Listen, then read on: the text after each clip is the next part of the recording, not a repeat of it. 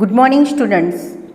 આજે આપણે chapter number 10 કોષચક્ર અને કોષ વિભાજન જેના MCQ જોઈશું, જે તમને નીટમાં ઉપયોગી બની રહેશે.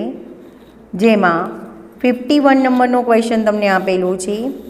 અર્ધસૂત્રી ભાજન 2 સમસૂત્રણ છે કારણ કે એ સમજાત રંગસૂત્રોની જોડ રચાય છે, બી વ્યતિકરણ થાય છે, સી રંગસૂત્રિકા અલગ પડે છે, ડી રંગસૂત્રો અલગ પડે છે.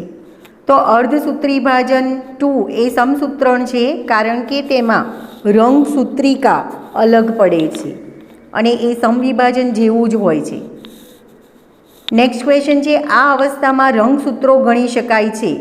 એ પૂર્વાવસ્થા, બી ભાજનાવસ્થા, સી ભાજનોત્તરાવસ્થા, ડી અંત્યાવસ્થા. તો તમને ખ્યાલ છે, આગળ જ આપણે વાત કરેલી છે કે ભાજનાવસ્થા દરમિયાન રંગસૂત્રો સ્પષ્ટ દેખાય છે, એટલે કે ત્યાં તેની બે એકલ સૂત્રિકાઓ અને એને સાંકળતા સેન્ટ્રોમિયરથી બનેલા સ્પષ્ટ ભાજનાવસ્થા દેખાય છે. તો રંગસૂત્રો ગણવા હોય તો પણ ભાજનાવસ્થામાં એની ગણતરી કરી શકાય છે. તો આન્સર આવશે બી ભાજનાવસ્થા. નેક્સ્ટ, આ અવસ્થામાં કોષ કેન્દ્રપટલ વિલીન પામે છે અને ત્રાકતંતુ જોવા મળે છે. એ પ્રારંભિક પૂર્વાવસ્થા, બી પૂર્વ ભાજનાવસ્થા, સી અંત્યાવસ્થા અને ડી પૂર્વ અંત્યાવસ્થા. તો પૂર્વ ભાજનાવસ્થા એટલે કે જ્યારે પૂર્વાવસ્થા પૂર્ણ થાય છે ત્યારે કોષ કેન્દ્રપટલ વિલીન થાય છે અને ભાજનાવસ્થાની શરૂઆત થાય છે ત્યારે એમાં ત્રાકતંતુ જોવા મળે છે. તો પૂર્વ ભાજનાવસ્થા દરમિયાન કોષ કેન્દ્રપટલ વિલીન પામે અને ત્રાકતંતુ જોવા મળે છે. નેક્સ્ટ ક્વેશ્ચન તમને આપ્યો છે, કોષ વિભાજનની સમભાજનની ક્રિયામાં સેન્ટ્રોમિયર અને રંગસૂત્રિકાનું વિભાજન આ બે વચ્ચે થાય છે. એ પૂર્વાવસ્થા અને ભાજનાવસ્થા વચ્ચે, બી પૂર્વ ભાજનોત્તરાવસ્થા અને અંત્ય ભાજનોત્તરાવસ્થા વચ્ચે, સી ભાજનોત્તરાવસ્થા અને અંત્યાવસ્થા વચ્ચે, ડી અંત્યાવસ્થા અને આંતરાવસ્થા વચ્ચે. તો કોષ વિભાજનની સમભાજનની ક્રિયામાં સેન્ટ્રોમિયર અને રંગસૂત્રિકાનું વિભાજન એ પૂર્વ ભાજનોત્તરાવસ્થા અને અંત્ય ભાજનોત્તરાવસ્થા વચ્ચે થાય છે. સમભાજનની ક્રિયામાં સેન્ટ્રોમિયર અને રંગસૂત્રિકાનું વિભાજન એ પૂર્વ ભાજનોત્તરાવસ્થા અને અંત્ય ભાજનોત્તરાવસ્થા વચ્ચે થાય છે. ત્યાર પછી આપણે વાત કરીએ નેક્સ્ટ ક્વેશ્ચનની, સમભાજન દરમિયાન થતી ભાજનાવસ્થા ભાજનોત્તરાવસ્થાથી આ ભિન્નતા દ્વારા અલગ પડે છે. એ રંગસૂત્રોની સંખ્યા સમાન હોય અને રંગસૂત્રિકાઓની સંખ્યા અડધી હોય, બી રંગસૂત્રોની સંખ્યા અડધી હોય અને રંગસૂત્રિકાઓની સંખ્યા અડધી હોય, સી રંગસૂત્રોની સંખ્યા અડધી હોય અને રંગસૂત્રિકાઓની સંખ્યા સમાન હોય, ડી રંગસૂત્રોની સંખ્યા સમાન હોય અને રંગસૂત્રિકાઓની સંખ્યા સમાન હોય. તો અહીંયા તમને ક્વેશ્ચન આપેલો છે, સમભાજન દરમિયાન થતી ભાજનાવસ્થા અને ભાજનાવસ્થા એ ભાજનોત્તરાવસ્થાથી કઈ ભિન્નતા દ્વારા અલગ પડે છે? તો સમભાજન દરમિયાન ભાજનાવસ્થા એમાં રંગસૂત્રોની સંખ્યા સમાન હોય છે અને રંગસૂત્રિકાઓની સંખ્યા અડધી હોય છે. ત્યાર પછીનો નેક્સ્ટ ક્વેશ્ચન આપ્યો છે, ભાજનોત્તરાવસ્થા દરમિયાન રંગસૂત્રોનું હલનચલન આ રીતે થાય છે. એ ત્રાકતંતુઓનું કાઇનેટોકોર સાથેના જોડાણ પર નિર્ભર છે, બી ત્રાકતંતુ સ્વતંત્ર છે, સી કણાભસૂત્રમાં વધારે પ્રમાણમાં એટીપી ઉદ્ભવે તેને કારણે, ડી કોષરસીય ભ્રમણને કારણે. તો ભાજનોત્તરાવસ્થા દરમિયાન જે રંગસૂત્રો છે એના સેન્ટ્રોમિયર સાથે કાઇનેટોકોર ત્રાકતંતુઓ છે એ સેન્ટ્રોમિયરના કાઇનેટોકોર સાથે જોડાયેલા હોય છે અને એના કારણે રંગસૂત્રોનું હલનચલન થાય છે.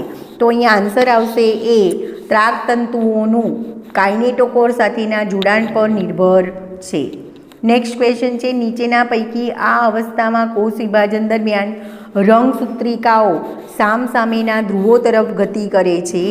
એ પૂર્વાવસ્થા, બી ભાજનોત્તરાવસ્થા, સી ભાજનાવસ્થા અને ડી અંત્યાવસ્થા.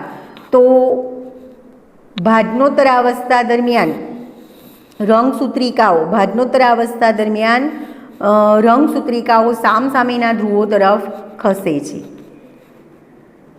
નેક્સ્ટ ક્વેશ્ચન તમને આપ્યો છે, પૂર્વ ભાજનોત્તરાવસ્થામાં પ્રત્યેક રંગસૂત્રની બે રંગસૂત્રિકાઓના અલગીકરણની શરૂઆત કોના દ્વારા થાય છે? એ રંગસૂત્રીય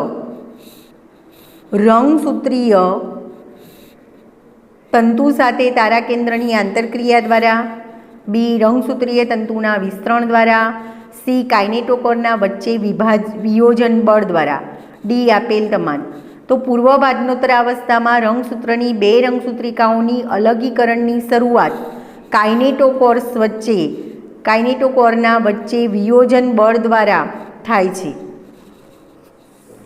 નેક્સ્ટ ક્વેશ્ચન આપ્યું છે, સમભાજનની કઈ અવસ્થામાં પ્રત્યેક રંગસૂત્રની રંગસૂત્રિકાઓ એકબીજાથી અલગીકરણ પામે છે? એ ભાજનોત્તરાવસ્થા દરમિયાન, બી અંત્યાવસ્થા દરમિયાન, સી ભાજનાવસ્થા દરમિયાન કે ડી પૂર્વાવસ્થા દરમિયાન. તો સમભાજનની ભાજનોત્તરાવસ્થા દરમિયાન રંગસૂત્રિકાઓ એકબીજાથી અલગીકરણ પામે છે. નેક્સ્ટ ક્વેશ્ચન તમને આપ્યો છે, સમભાજનની ભાજનોત્તરાવસ્થામાં રંગસૂત્રોના બંધારણમાં ખાલી જગ્યા હોય છે. 1 DNA, 2 DNA, 3 DNA કે 4 DNA. તો સમભાજનની ભાજનોત્તરાવસ્થામાં રંગસૂત્રોના બંધારણમાં 1 DNA આવેલું હોય છે. નેક્સ્ટ, સમભાજનની અંત્યાવસ્થામાં આ થાય છે. તે રંગસૂત્રીય વિભાજનનો અંતિમ તબક્કો છે. 2 તે વધતા ઓછા અંશે પૂર્વાવસ્થાની વિરુદ્ધ અવસ્થા છે. સી તેમાં ત્રાકતંતુઓ કોષરસમાં શોષાઈ જાય છે. ડી આપેલ તમામ.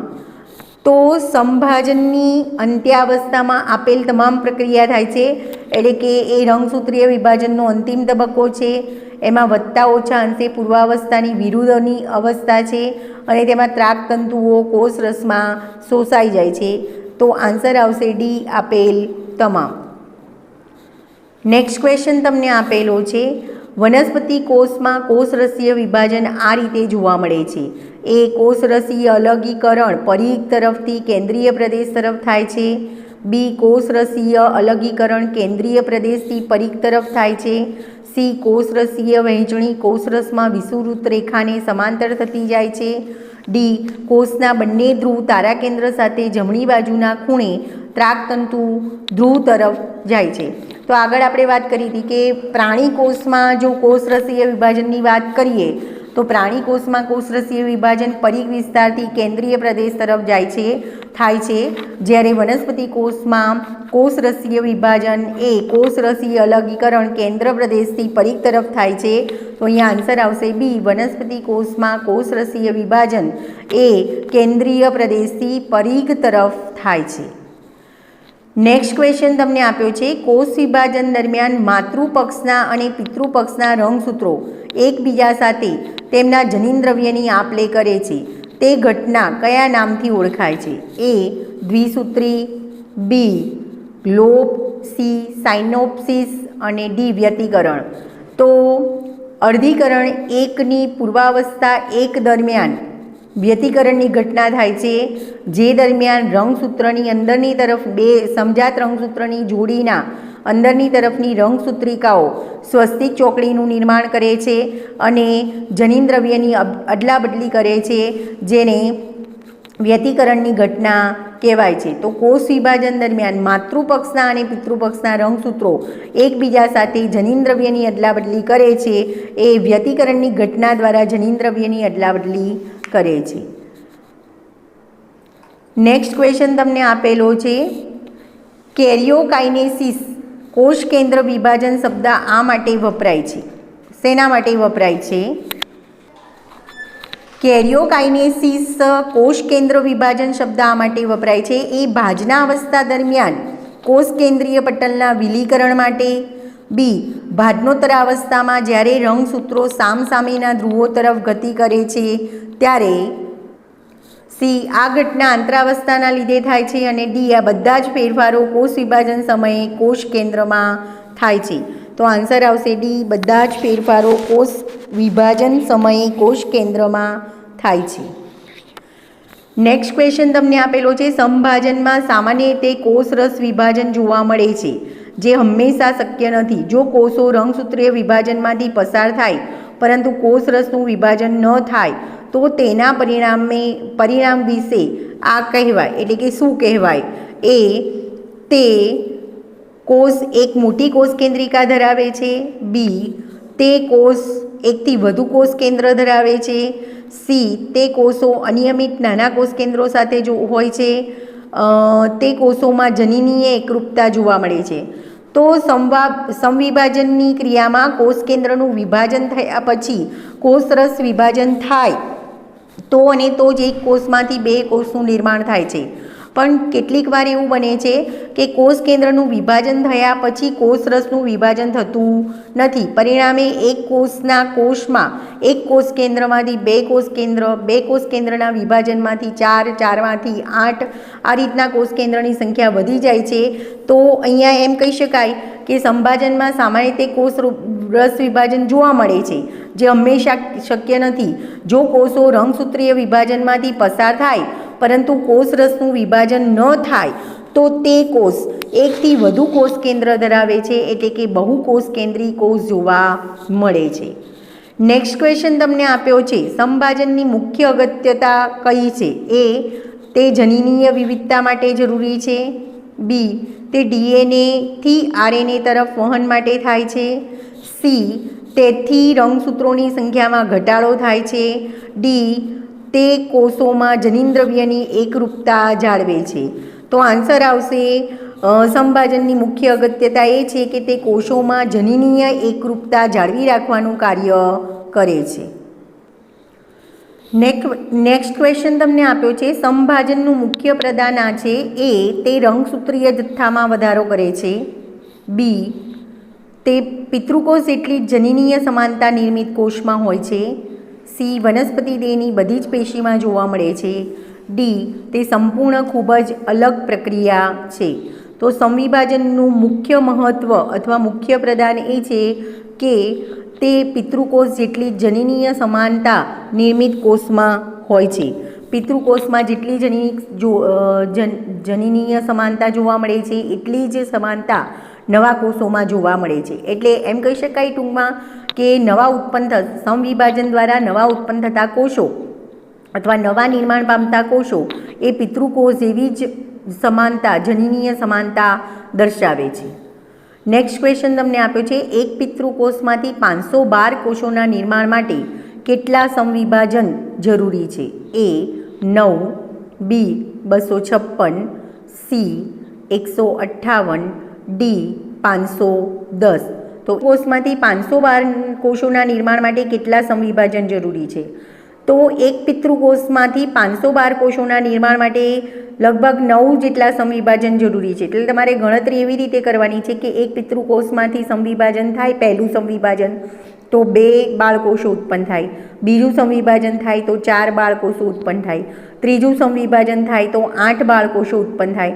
જ્યાં સુધી 512 કોષોનું નિર્માણ ન થાય ત્યાં સુધી સમવિભાજનની ગણતરી કરવાની. તો તમારો આન્સર આવશે એક પિતૃકોષમાંથી 9 સમવિભાજનની પ્રક્રિયાના અંતે 512 કોષોનું નિર્માણ થાય છે. તો આન્સર આવશે એ.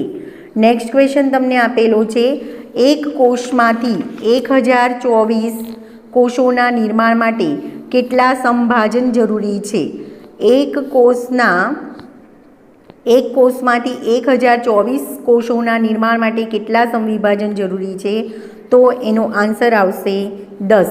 બરાબર, જેમ ઉપર ગણતરી બતાવી એ રીતના આમાં પણ ગણતરી કરવાની. એક કોષમાંથી સમવિભાજન પહેલા સમવિભાજન દ્વારા 2, 2માંથી બીજા સમવિભાજન દ્વારા 4, 4માંથી ત્રીજા સમવિભાજન દ્વારા 8, 8માંથી ચોથા સમવિભાજન દ્વારા 16 એ રીતના ગણતરી કરવાની જ્યાં સુધી 1024 આન્સર આવે. તો ટોટલ 10 વાર સમવિભાજન કરીએ તો 1024 કોષોનું નિર્માણ થાય છે.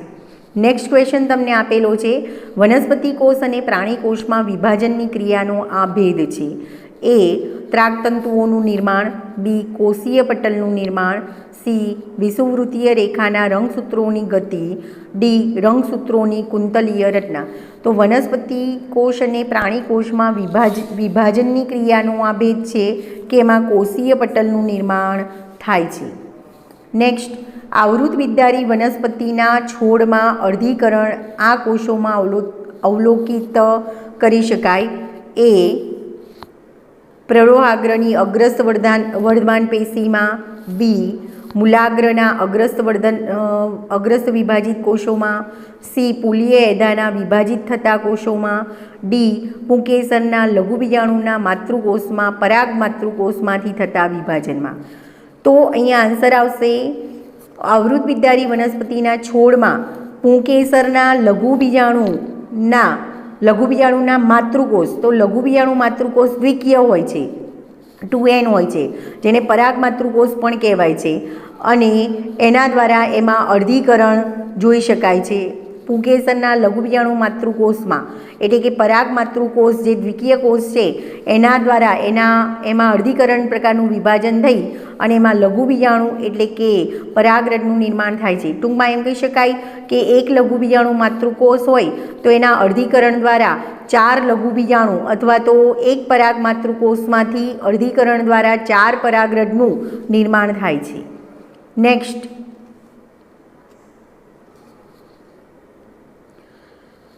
ક્વેશ્ચન આપ્યો છે, લિંગી પ્રજનન ધરાવતા સજીવોમાં રંગસૂત્રોની સંખ્યા આ દ્વારા જળવાય છે. એ સંભાજન અને ફલન દ્વારા, બી અર્ધીકરણ અને સંભાજન દ્વારા, સી અર્ધીકરણ અને ફલન દ્વારા, ડી કોષ કેન્દ્ર વિભાજન અને કોષરસ વિભાજન. તો લિંગી પ્રજનન ધરાવતા સજીવોમાં રંગસૂત્રોની સંખ્યા અર્ધીકરણ તેમજ ફલન દ્વારા જળવાઈ રહે છે. નેક્સ્ટ, જે કોષ અર્ધસૂત્રણમાંથી પસાર થાય તેને આ કહેવાય નરજન્યુ એન્ડ્રોસાઇટ, બી અર્ધસૂત્રિત કોષ માયોસાઇટ, સી યુગ્મનજ, ડી ચલબીજાણુ. તો જો કોષ અર્ધસૂત્રણમાંથી પસાર થાય, જે કોષ અર્ધસૂત્રણમાંથી પસાર થાય તેને અર્ધસૂત્રિત કોષ માયોસાઇટ તરીકે ઓળખવામાં આવે છે. નેક્સ્ટ, આવૃત વિદ્યારીઓમાં અર્ધીકરણ આમાં હોય છે. એ અગ્રસ્ત વર્ધમાન, બી આંતરવિષ્ટ વર્ધમાન, સી બીજાણુ માતૃકોષ, ડી ભ્રૂણકોષ. તો આવૃત વિદ્યારી વનસ્પતિમાં અર્ધીકરણ કયા કોષમાં જોવા મળે છે? તો આવૃત વિદ્યારી વનસ્પતિમાં અર્ધીકરણ બીજાણુ માતૃકોષમાં જોવા મળે છે. બીજાણુ માતૃકોષ દ્વિકીય હોય છે, 2n હોય છે, અને જે અર્ધીકરણ દ્વારા વિભાજન પામી અને એકકીય બીજાણુઓનું નિર્માણ કરે છે. નેક્સ્ટ, વનસ્પતિમાં અર્ધીકરણ દ્વારા આ વખતે બદલાવ થાય છે. એ જન્યુજનકમાંથી બીજાણુજનક વખતે, બી બીજાણુજનકમાંથી જન્યુજનક વખતે, સી જન્યુજનકમાંથી જન્યુજનક વખતે, ડી બીજાણુજનકમાંથી બીજાણુજનક વખત. તો વનસ્પતિમાં અર્ધીકરણ દ્વારા બીજાણુજનકમાંથી જન્યુજનક બને એ વખતે બદલાવ થાય છે. એટલે કે બીજાણુજનક છે એ દ્વિકીય અવસ્થા કહેવાય અને એમાં અર્ધીકરણની પ્રક્રિયા દ્વારા જન્યુજનક અવસ્થા એટલે કે નર અને માદા પ્રજનન કોષોનું નિર્માણ થાય છે. નેક્સ્ટ ક્વેશ્ચન તમને આપ્યો છે, અર્ધીકરણ 1 એટલે કે એ સમવિભાજન, બી વિષુવવૃત્તીય વિભાજન, સી વિષમ વિભાજન અને ડી આપેલ પૈકી એક પણ નહીં. તો અર્ધીકરણ 1 એટલે કે વિષમ વિભાજન. નેક્સ્ટ ક્વેશ્ચન આપ્યો છે, સમભાજનમાં બાળકોષો પિતૃકોષ જેવા જોવા મળે છે, પરંતુ અર્ધીકરણમાં તેઓ પિતૃકોષ કરતાં રંગસૂત્રોની અડધી સંખ્યા ધરાવે. એટલું જ નહીં પણ તેઓ જનીનદ્રવ્યની ગુણવત્તામાં પણ ભેદ ધરાવે છે. આ ઘટનાને કારણે હોય છે. એ માત્ર એકત્રીકરણ અને વ્યતિકરણ દ્વારા, બી માત્ર એકબીજાથી અલગીકૃત થવું અને એકત્રીકરણ દ્વારા, સી માત્ર એકબીજાથી અલગીકૃત થવું અને વ્યતિકરણ પામવાથી, ડી વ્યતિકરણ પામવું અને એકબીજાથી સ્વતંત્ર અલગીકૃત થવું, ડી એકત્રીકરણ થવાથી. તો સમભાજનમાં બાળકોષો પિતૃકોષ જેવા જ જોવા મળે છે, પરંતુ અર્ધીકરણમાં તેઓ પિતૃકોષ કરતાં રંગસૂત્રોની અડધી સંખ્યા ધરાવે છે. એટલું જ નહીં પણ તેઓ જનીનદ્રવ્યની ગુણવત્તામાં પણ ભેદ ધરાવે છે. તો એનું કારણ એ છે કે વ્યતિકરણ પામવું અને એકબીજાથી સ્વતંત્ર અલગીકૃત થવું એ એકત્રીકરણ થવું.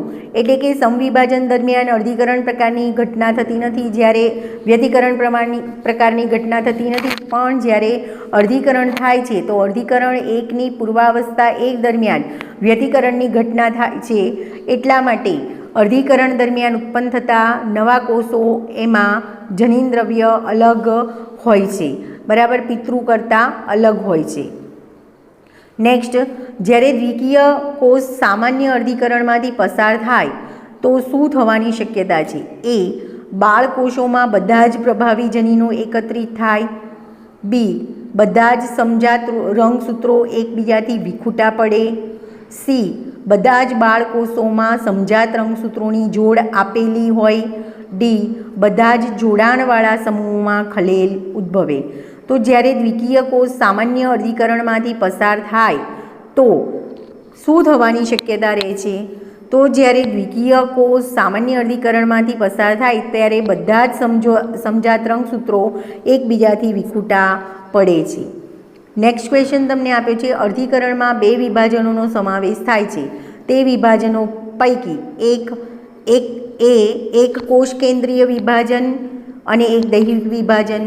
બી, એક અર્ધસૂત્ર વિભાજન અને એક સમસૂત્રણ વિભાજન. સી, એક અર્ધસૂત્રણ વિભાજન અને એક કોષ વિભાજન. ડી, એક વિષુવવૃત્તીય વિભાજન અને એક કોષ કેન્દ્રીય વિભાજન. તો અર્ધીકરણમાં બે વિભાજનો થાય છે, અર્ધીકરણ 1 અને અર્ધીકરણ 2. એમાં પહેલું જે વિભાજન છે એમાં અર્ધસૂત્રણ વિભાજન થાય છે, એટલે કે એમાં પિતૃકોષમાંથી જે રંગસૂત્રો છે અડધી સંખ્યામાં નવા બે કોષોમાં વહેંચાઈ જાય છે. અને બીજા પ્રકારનું એટલે કે અર્ધીકરણ 2 પ્રકારનું જે વિભાજન છે એ સમસૂત્રણ જેવું હોય છે, એટલે કે સમભાજન જેવું હોય છે. તો એક સમસૂત્રણ વિભાજન એટલે એમ કહી શકાય કે અર્ધીકરણમાં જે બે વિભાજનો છે એ બે વિભાજનોમાં એક અર્ધસૂત્રણ એટલે કે પહેલું અર્ધીકરણ 1 છે એને અર્ધસૂત્રણ વિભાજન 1 કહેવાય અને બીજું વિભાજન છે એને સમસૂત્રણ વિભાજન 1 કહેવાય, બરાબર. તો સમસૂત્રણ વિભાજન કહેવાય. તો પહેલું જે અર્ધીકરણમાં બે વિભાજનો થાય છે એમાં અર્ધીકરણ 1 એ અર્ધસૂત્રણ પ્રકારનું વિભાજન કહેવાશે અને અર્ધીકરણ 2 એ સમસૂત્રણ વિભાજન કહેવાશે. તો અહીંયા આન્સર આવશે બી, એક અર્ધસૂત્રણ વિભાજન અને એક સમસૂત્રણ વિભાજન. નેક્સ્ટ ક્વેશ્ચન તમને આપ્યો છે, અર્ધીકરણમાં સમાવેશ થાય છે એક કોષ કેન્દ્રીય વિભાજન અને એક રંગસૂત્રીય વિભાજન. બી, બે કોષ કેન્દ્રીય વિભાજન અને એક રંગસૂત્રીય વિભાજન. સી, એક કોષ કેન્દ્રીય વિભાજન અને બે રંગસૂત્રીય વિભાજન. ડી, બે કોષ કેન્દ્રીય વિભાજન અને બે રંગસૂત્રીય વિભાજન. તો અર્ધીકરણમાં બે કોષ કેન્દ્રીય વિભાજન અને એક રંગસૂત્રીય વિભાજન જોવા મળે છે. બે કોષ કેન્દ્રીય વિભાજન અને એક રંગસૂત્રીય વિભાજન જોવા મળે છે, એટલે કે અર્ધીકરણ 1 અને અર્ધીકરણ 2. પણ રંગસૂત્રનું વિભાજન એક જ વખત કોષ કેન્દ્રનું, યાદ રાખજો, અર્ધીકરણમાં કોષ કેન્દ્રનું 2 વખત વિભાજન થાય છે, એક અર્ધીકરણ 1 વખત અને અર્ધીકરણ 1માં અર્ધીકરણ 1 વખતે અને બીજું અર્ધીકરણ 2 વખતે. પણ રંગસૂત્રનું વિભાજન ફક્ત 1 વખત થશે. તો અહીંયા આન્સર આવશે બી, બે કોષ અર્ધીકરણ દરમિયાન બે કોષ કેન્દ્રીય વિભાજન અને એક રંગસૂત્રીય વિભાજન જોવા મળે છે.